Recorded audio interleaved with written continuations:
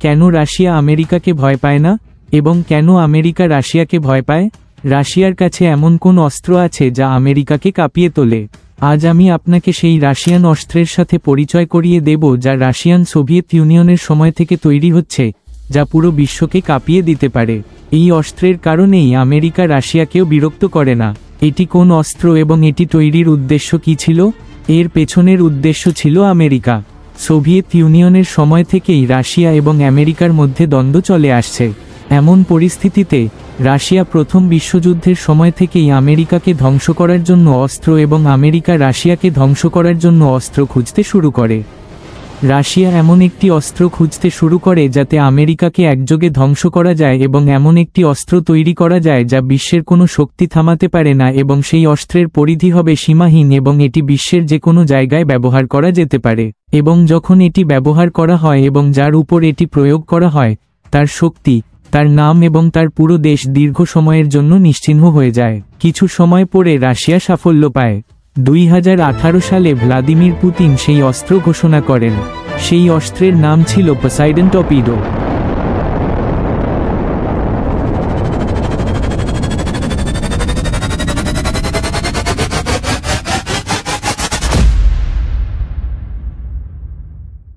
নাম দিয়ে শুরু করা যাক।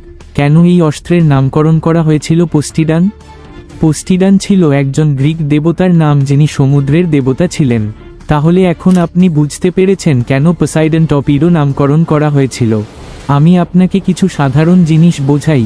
রাশিয়া তার সেনাবাহিনীর মধ্যে রণতরী খুব বেশি অর্থ ব্যয় করে না। আজ পর্যন্ত তারা বিমানবাহী রণতরী খুব বেশি অর্থ ব্যয় করেনি।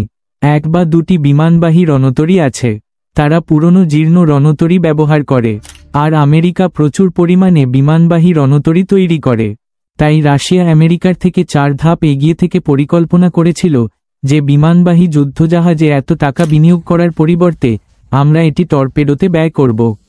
এবং এর বিশেষত্ব হলো বন্ধুরা, যে আজ আমেরিকার যতই বিপজ্জনক বিমানবাহী রণতরী থাকুক না কেন, রাশিয়ার একটি টর্পেডো কয়েক সেকেন্ডের মধ্যে আমেরিকার যে কোনো বিমানবাহী রণতরী ধ্বংস করতে পারে। তাই রাশিয়া তার মস্তিষ্ক ব্যবহার করেছে এবং যুদ্ধজাহাজ বা বিমানবাহী রণতরীতে কম অর্থ ব্যয় করেছে, কিন্তু টর্পেডোতে বেশি ব্যয় করেছে এবং তাতেও সফল হয়েছে। এখন এই টর্পেডো কি বন্ধুরা? এটি একটি পারমাণবিক টর্পেডো। হ্যাঁ, স্থলভাগের ভেতরে সমুদ্রের গভীরে একটি সাবমেরিনে স্থাপন করা হয়। এটি সাবমেরিন থেকে নিক্ষেপ করা হয়। এটি লক করা হয়, যেমন নিউ ইয়র্ক লক করা হয়েছে। এই নির্দেশিত সাবমেরিনটি পানির নিচে প্রায় 3500 ফুট নিচে থাকে। শুনুন, 3500 ফুট নিচে। এমনকি জিনরাও আমাদের সম্পর্কে জানতে পারবে না যে সেখানে কি হচ্ছে। এবং এটি সমুদ্র অঞ্চলের নিচ থেকে নিউ ইয়র্ক বা অন্য কোনো দেশে যেখানে এটি লক করা হয়েছে সেখানে যাবে। এবং এর ব্যাপারটা হলো, সমুদ্র তীরে অবস্থিত যে কোনো সমুদ্র সৈকত শহর, যত বড় শহরই হোক না কেন, এটি একটি মাত্র আক্রমণেই সেই শহরটিকে ধ্বংস করতে পারে। এটি আমেরিকার নিউ ইয়র্ক শহরের বিরুদ্ধে নির্মিত হয়েছিল। এটি বিশ্বের যে কোনো স্থানে আক্রমণ করতে পারে। এবং রাশিয়ার অনেক সাবমেরিন এই বিপজ্জনক টর্পেডো সহ বিশ্বের বিভিন্ন স্থানে সমুদ্রের ভেতরে লুকিয়ে আছে। এর বিশেষত্ব হল এর ভেতরে পারমাণবিক বোমা রয়েছে, এবং তাও একটি নয়, 2টি নয়, 3টি নয়, বরং একাধিক। এটি একবারে প্রয়োগ করা হবে, তবে এর ভেতরে থাকা অন্যান্য পারমাণবিক অস্ত্র আলাদাভাবে লক্ষ্যবস্তু করে সংযুক্ত করা যেতে পারে। অর্থাৎ এখান থেকে একটি টর্পেডো যাবে এবং আপনি ভাববেন যে এটি কেবল একটি জায়গায় আঘাত করবে।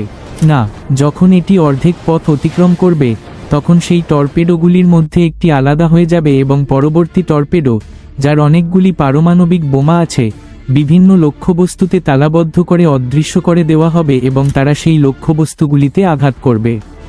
এবং এর শক্তি এত বেশি বন্ধুরা যে এটি যদি সমুদ্রের কোনো শহর বা উপকূলে আঘাত করে তাহলে সুনামি হতে পারে।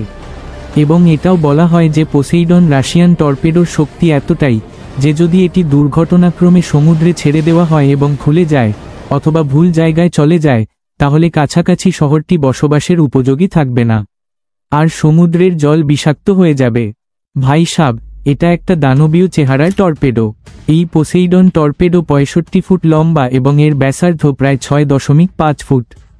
এটি বিশ্বের সবচেয়ে বড় টর্পেডো।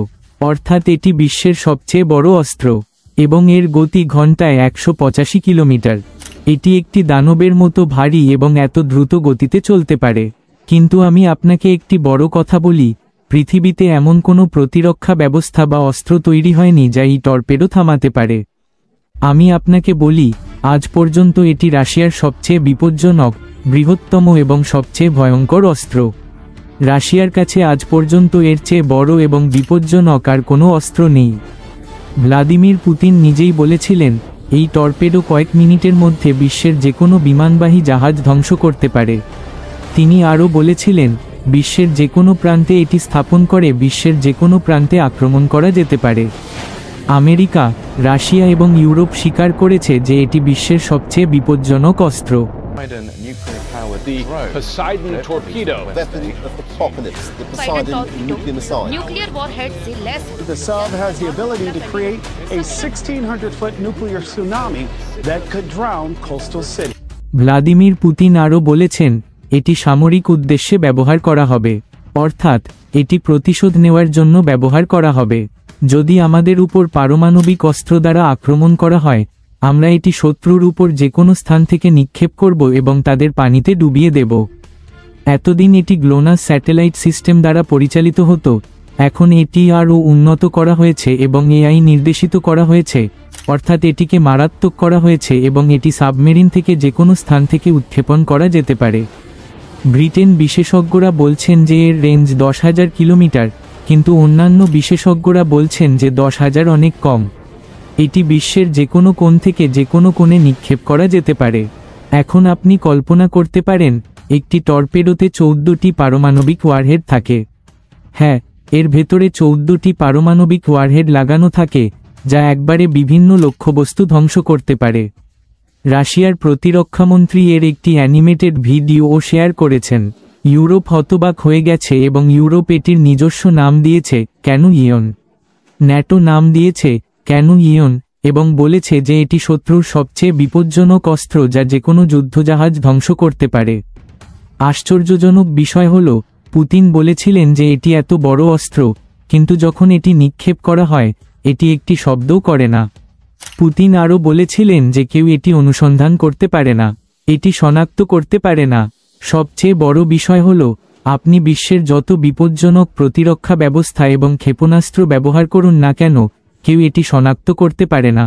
Ну и плюс, конечно, есть такие средства, как Посейдон, там уже испытан... Хотелось бы посмотреть, как Посейдон работает. Да, ну, хотелось бы, да, конечно. На Сармат бы посмотреть здесь. Цунами, да. Да, будут хамить, увидим. Ну да, нужно отправлять войска. Ну, это все закончится, конечно, и Посейдоном, и цунами там, и высотой волны в 500 метров, 300 метров. Так что... Не будет тогда Великобритании? Надо... Не, ну, в Великобритании точно не будет. Я про Соединенные Штаты говорю. এবং কেউ এটি ধ্বংস করতে পারবে না। 2019 সালের জানুয়ারিতে রাশিয়ান নৌবাহিনীর প্রকাশ করে যে রাশিয়ান নৌবাহিনীর 32টি পোসেইডন টর্পেডো রয়েছে এবং 4টি দেশের বিভিন্ন এলাকায় মোতায়েন করা হয়েছে। সম্ভবত এই কারণেই কেউ রাশিয়ার সাথে ঝামেলা করে না। এই তথ্যটি আপনার কেমন লেগেছে কমেন্টে লিখে জানান। চ্যানেলটি সাবস্ক্রাইব করুন এবং পরবর্তী বিষয় হিসেবে আপনার কি ইচ্ছা তা আমাদের জানান।